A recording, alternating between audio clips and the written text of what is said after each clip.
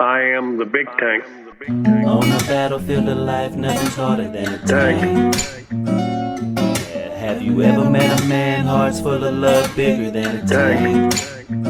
Big tank. He served in a few wars, he's a veteran that stands for a cause. For the best interviews and news, just keep it glued to the Tank. I tank. am the tank. Big Big tank. Tank Talk. Tank. Big Tank Talk.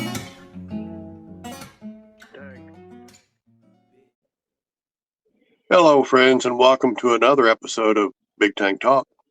Today, I have the pleasure of introducing to you an artist friend of mine, JDubsArts. JDubs, welcome to Big Tank Talk. Hey, Tank, thanks for having me. Oh, it's my honor. Trust me. Let me ask you right off the jump: what's your artistic education and background?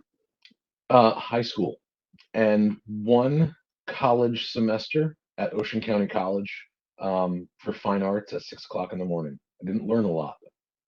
Most of my art's self-taught. Well, that's pretty cool. What is your preferred medium when you're doing your art? Well, it's changed over the years. I started off just painting glassware, very novelty. It was kind of a niche thing. I moved into canvas a couple of years ago. I'm really enjoying canvas because I've found that all that detail I like to do on glassware, I can do much easier on a flatter, larger surface. And now that's making me think about other mediums as well. But I'd say probably canvas is probably my favorite medium to paint on now. That's cool. Could you walk me through your typical creative process from conception to completion I briefly? can. Yeah, I can. I'll sum up. Okay. I start my usual creative process by taking the dog out back, and I will hit the internet. Let's say recently I just had a commission for a Star Wars piece. So I spent about 6 to 8 hours looking up the droid in question that I was going to be painting, and then I do about 15 or 20 sketches before I actually put it on canvas. After that, I spend more time setting up my camera, so I have video of it than I do actually painting sometimes. Okay. So how do you overcome creative blocks or challenges during this process? Well, I will step away from my canvas for days at a time, even if I'm in the middle of a project, if I hit a block. And sometimes I'll turn to just watching things on TV because sometimes seeing someone else's creativity do its thing is enough to trigger your brain to kick back in. Sometimes I will just go for a walk. I've gotten really into meditation in the last year, and grounding is a real thing. Taking off your shoes and socks and just sitting in the grass and letting your feet kind of feel the earth. Um, that I do that before I do a lot of the scenic stuff I've been doing. Like the cabin, I went to the lake and sat by the lake for a couple hours before I painted that one. Okay. That kind of touches my next question just a little. Are there rituals or habits you've developed while working on your art? I've always had habits. Ritually, I'm trying to stop some of those habits actually. My biggest problem is that I will start something and get like one or two colors in, walk away to get a drink, and then use the bathroom, and then sit down and catch up with the wife who's watching TV, and then make myself a snack, then go out back with the dog, then come back into the room. My paint's dried up and I've burned an hour and a half. So ritually, I'm good at procrastinating. Um, and my biggest thing to overcome has been trying to unprocrastinate. I could see where that might be a challenge too. So let me ask you, how has your creative process evolved from when you started painting to now? When I first started working on canvases, the only thing I would do is license characters, things that already existed. So I'm a very visual artist. I can paint you something out of nothing. But if you wanted a painting of the Eiffel Tower, I need a reference photo. I mean, I know the shape of it, but I want to have the right cross sections. I want to have the right amount of tiers.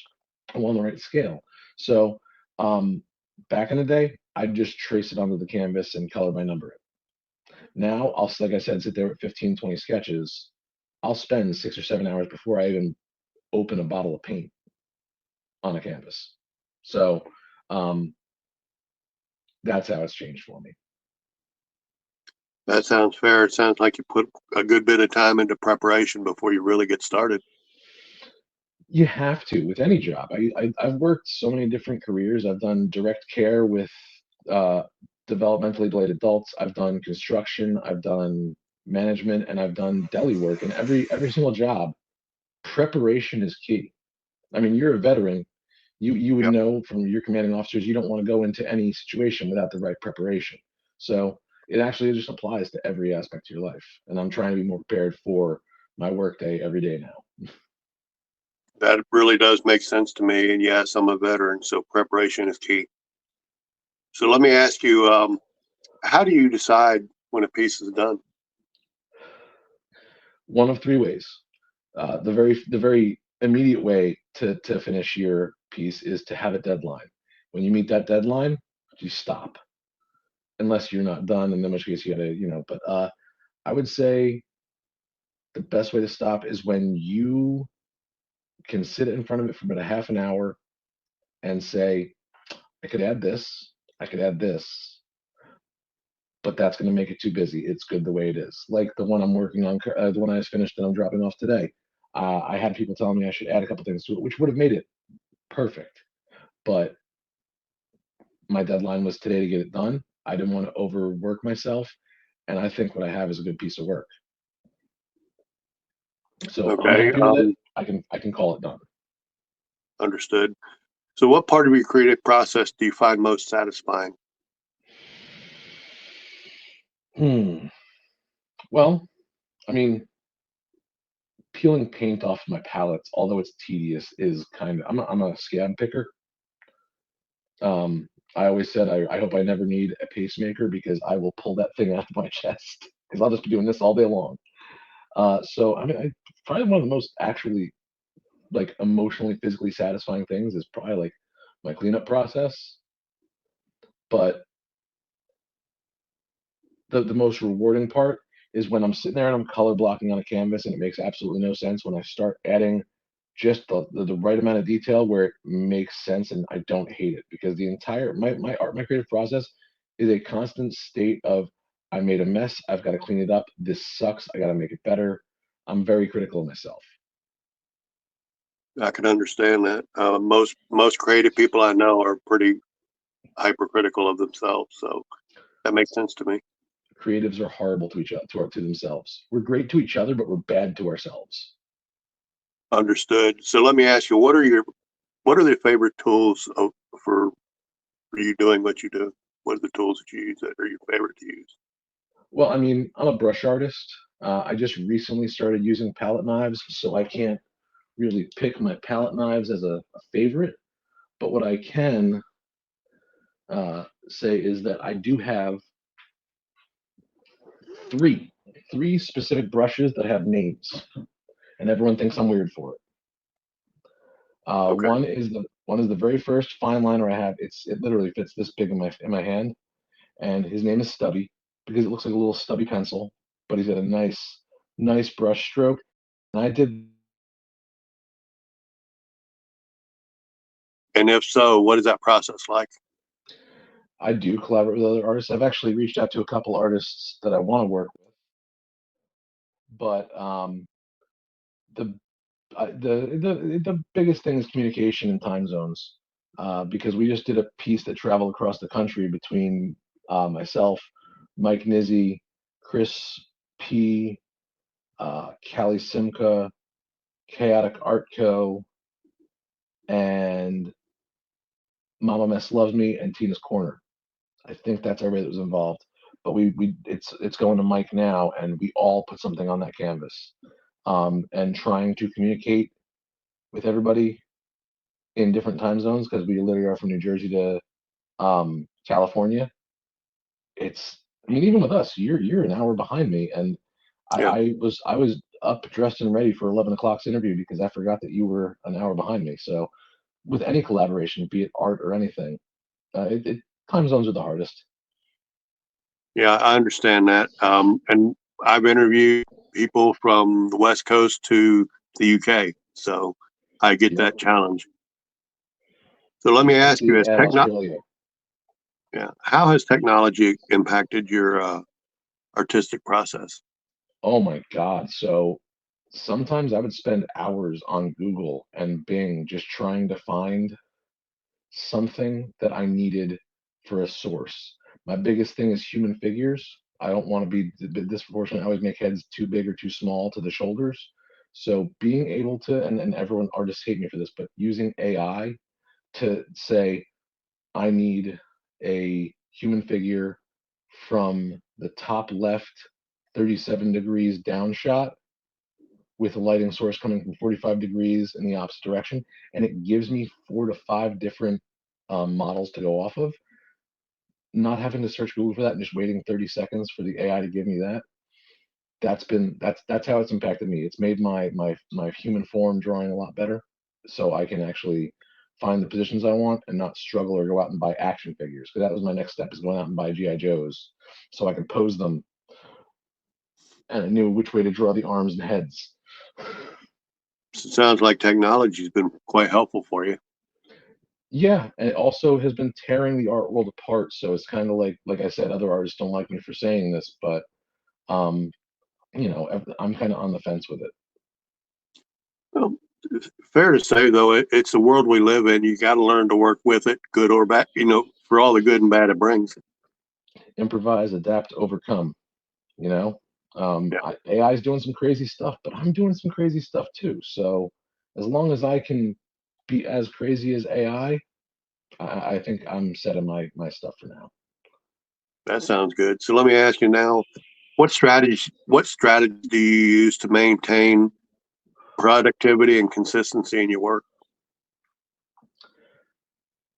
Focus on my happiness.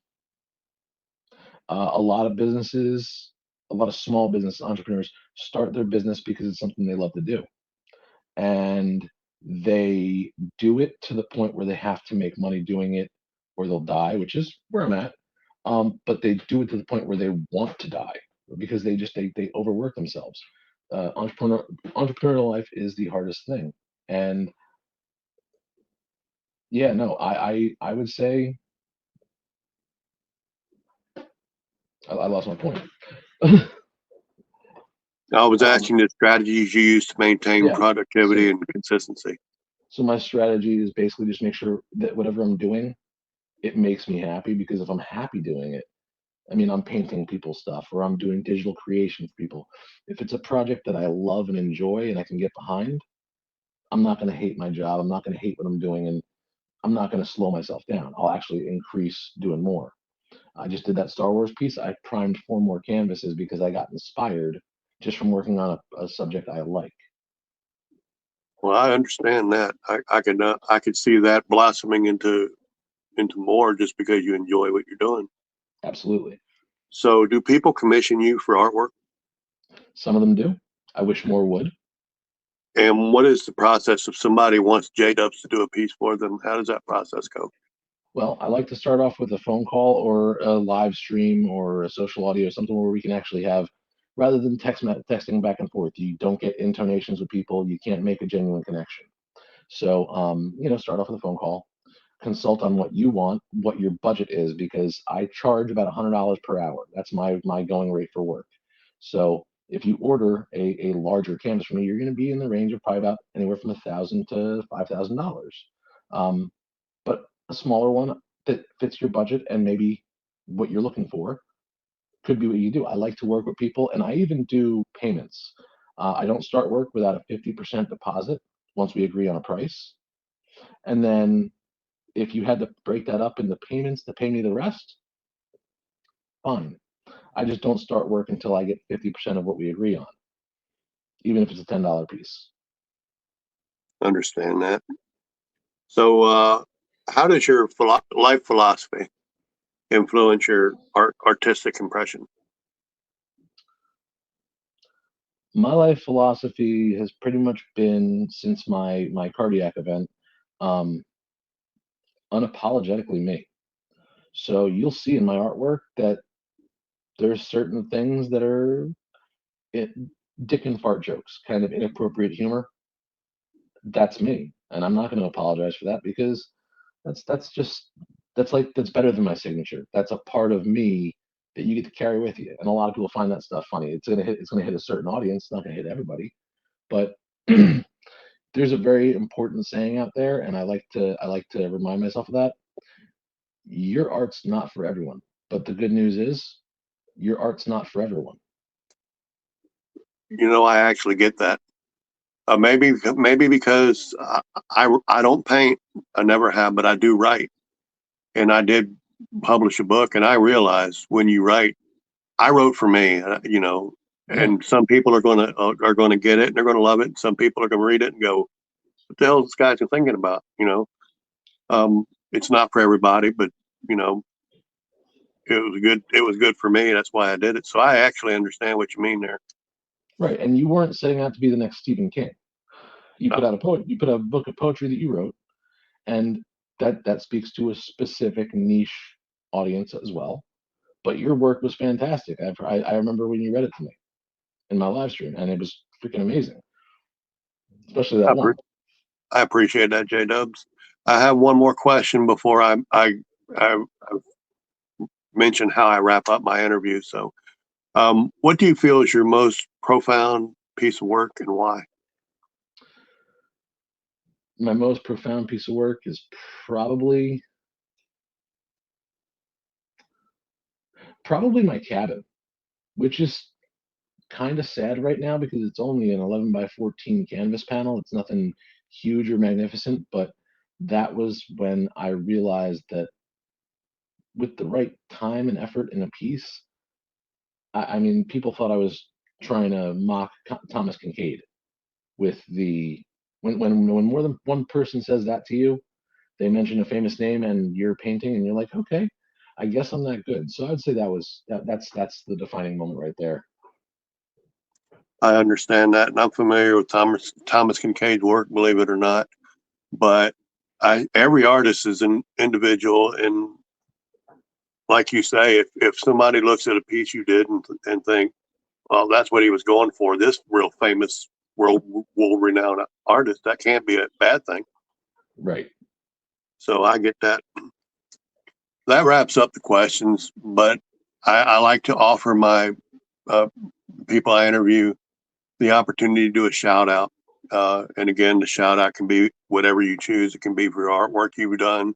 It can be for somebody you've done a piece for or worked with, or it could be, people in your life. It's totally up to you, but this is the opportunity to do your shout out. Okay, well, I am going to shout out several a couple people. Okay, I got my Clapper family, obviously, because that's where I got the value of my work and I started doing what I'm doing. I got all my inspiration from there. But mostly my wife, who has always supported every endeavor I've been in for a business, became a part of this business by creating with me and giving me her paintings to turn into clothing that people could buy on our website. Um, she's always furthered my wanting to get educated.